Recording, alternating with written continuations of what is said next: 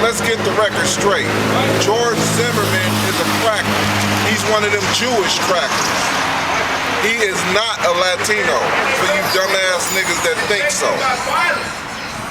He's a dumb fucking cracker. He's a fat fucking cracker. And we talking to these niggas over there in Baltimore that didn't beat up this Latino. Right. This is for Trayvon, you fucking idiots. That's some stupid shit. And then again, that might have been set up and shit. You know, crackers is trying to use this case to set a wedge between, you know, the southern tribe and the northern tribe again, which is you Negro tribes and you Latin tribes. That's what that Zimmerman case really boils down to. Crackers trying to set a wedge between Israelites again, because they see us, because they see the men of the Lord out here preaching and bringing that one stick back together. Primarily, it's you know, the southern kingdom that's being sealed right now is pursuing a prophecy in Zechariah.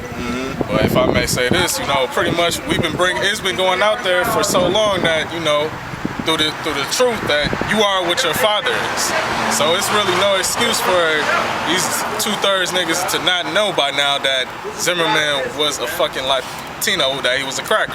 Right. So whatever you plant your seed in, that seed is gonna be whatever you are.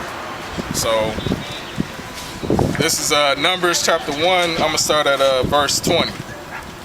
The children of Reuben, Israel's eldest son, by the generations after their families, by the house of their fathers, according to the number of the names, by their polls, every male from 20 years old and upward, from all that were able to go forth to war. Pretty much, when you go through records and genealogies in the scriptures, they always took the line of the father to signify as to whose family and from what tribe they belong to. It's no different. That's how we know what nations are which from the scriptures, because every nation has a biblical nationality, and because the woman doesn't carry seed, that's how you are able to track your actual lineage. So just because, you know, George Zimmerman may have, you know, a darker skin tone, that doesn't make him a Latino. It just says that, you know, he's still a cracker. Right. And for you stupid ass niggas out there, if a cracker fucks a black bitch, that child is not black. You dumbass nigga. That is a cracker child. I don't give a fuck how much he look like a nigga. How much he act and talk and walk like one. That is still a cracker, man. That ain't no Jay. That ain't no he ain't from the line of Israel. He from the line of Esau. I mean, you niggas will basically just fall for anything, man. This is Matthew chapter 13, verse 37. He answered and said unto him, he that soweth the good seed is the Son of Man, basically the Israelites. The field is the world, and the good seed are the children of the kingdom. But the tares are the children of the wicked. So therefore, who's the wicked? The so-called white man. He's the wicked of the earth. So the tares has to be, you know, Edomites that look like Israelites. You know, the enemy that sowed them is the devil. The harvest the harvest is the end of the world, and the reapers are the angels. So once this society comes to an end, pretty much, you know, any tares, you know, they all gonna be cut off and die. There ain't no tares gonna be beamed up in the chariots. You know, so, and it's a lot of tares that's sown in amongst the tribes, because our people like to intermingle with these fucking heathens, man. So, you know, that's part of that parable about the tares and the wheats. And I wanted to bring out, you got anything out?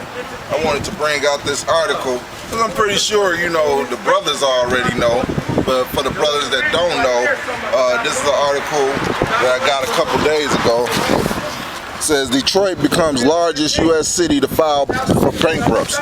Because we know Detroit been bankrupt, you know, but they just now filing and shit, and that just means, hey, that's just a big sign that America is going down. I mean, what would happen if Detroit went bankrupt? The next city to go bankrupt would be the next largest city, which would be Grand Rapids, most likely. And then following Lansing, and then the rest of Michigan, because Lansing being the capital.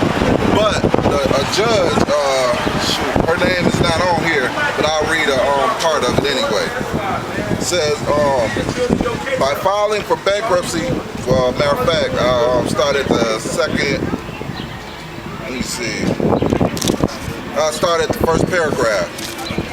The Detroit Free Press reports that the filing made by city's emergency manager begins 30 to 90-day period that will determine whether the city is eligible for Chapter 9 protection and define how the claimants might compete for the limited settlement resources that Detroit has offered. The bankruptcy petition will seek protection from creditors and unions who are renegotiating the $18.5 billion in debt and other liabilities, which Detroit had never come out of debt. Detroit is finished. And basically what was happening up there is there's a lot of people filing a lawsuit against the city of Detroit for their pensions and stuff.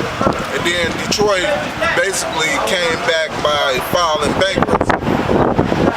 The judge that's supposed to do the bankruptcy in Detroit, she denied Detroit's bankruptcy. It's like, nah, you can't file. Basically, she said, no, Detroit, you can't file for bankruptcy because these people got a lawsuit against you.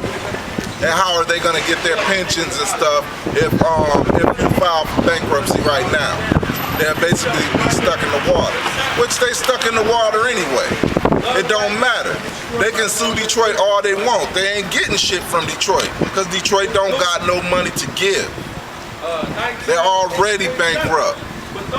And you know, these people is thinking that since she stopped their bankruptcy, that they, you know, if they win their lawsuit, which most likely they will, they're gonna get paid. No, you ain't getting paid shit.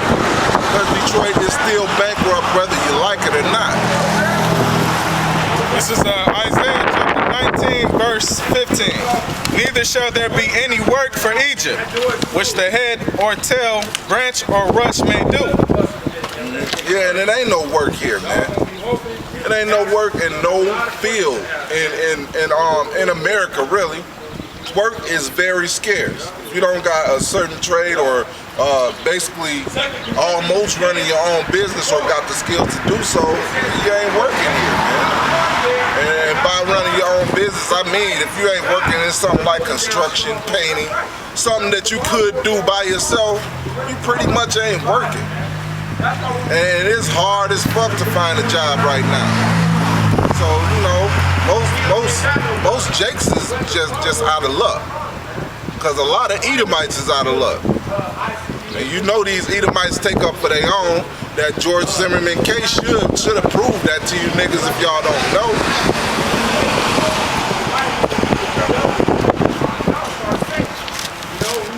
Actually, that brought up the point right there. Yeah, I mean, shit. Of course, these Edomites is gonna stick together, but shit, you got the Edomites in the news that's sticking with Jake saying, man, that was a bunch of bullshit. Even these Edomites know that whole fucking court case was a bunch of fucking bullshit. You got 11 white bitches and one Latin bitch on the fucking stand.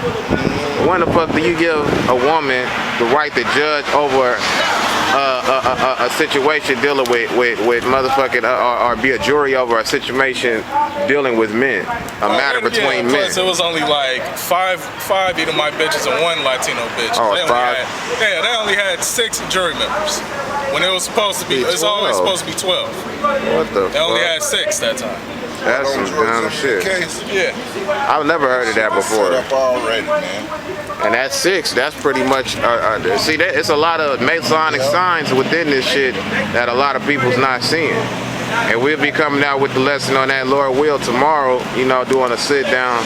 So far as going in depth about, you know, a lot of Masonic actions that's been done within this whole case. And then they also had a female judge. Now, come on, man. This is Job 39, verse 17. Because Most High have deprived her of wisdom, neither have he imparted to her understanding. So a woman has no business judging matters, period. There should be no female cops, there should be no female judges. There should be no female lawyers, no female prosecutors, none of that shit. As a matter of fact, going back to 1 Timothy 2:11, a woman is not really even supposed to have any type of position of authority over a man, period. Nope.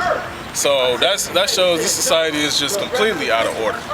And then, you know, bitches will always are set to follow orders anyway. So They gonna follow that whole case was fucking rigged.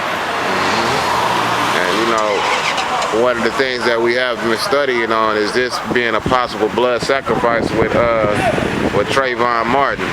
You know, that's a possible blood sacrifice due to Trayvon Martin's father, first of all, being a Mason, and the same thing with Zimmerman, because we know that they are fake Khazars. And one of the main things in the case is not just a lack of emotion during the whole case and all these murders or when this murder took place. It's also the things that transpired after. You know, like this is also pushing so far as what came out last week talking about the robots that have been being completed and heavily invested into in 2013. It's also following up on the fact that things like, you know, Dick Cheney, another Mason, he received the heart 24. Oh, sure. So, Lockie, we're going to take a brief intermission real quick. No, we can just switch it. Okay. I mean, because if you got something on your spirit, you might as well just go ahead and... Yeah, because I'm random from behind the camera. Yeah, so...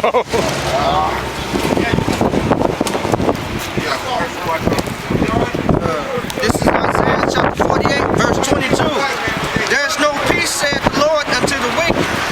And so for one of the things I heard about Zimmerman, motherfucker got $1 million put in his pockets. Let me just say this. These niggas gonna fucking die, man.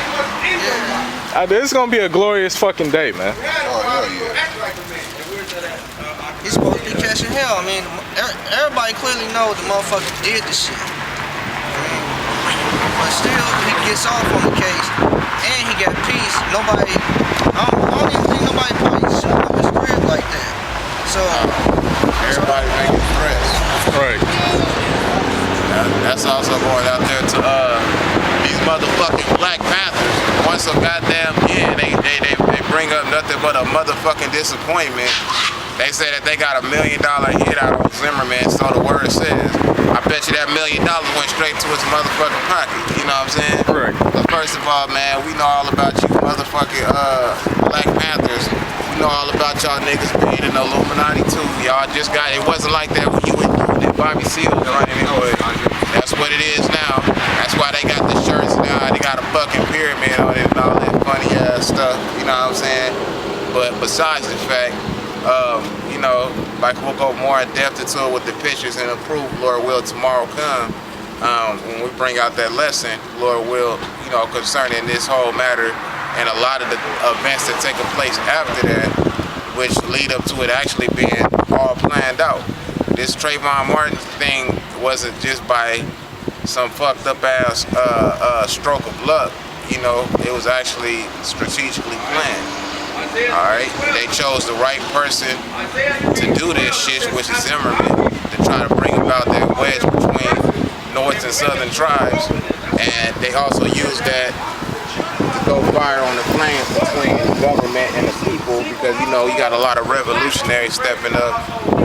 Also pertaining to a lot of the things that we brought out as well. The Lord had us bring us out talking about, you know, how they're preparing to actually have National Guard soldiers occupy each city.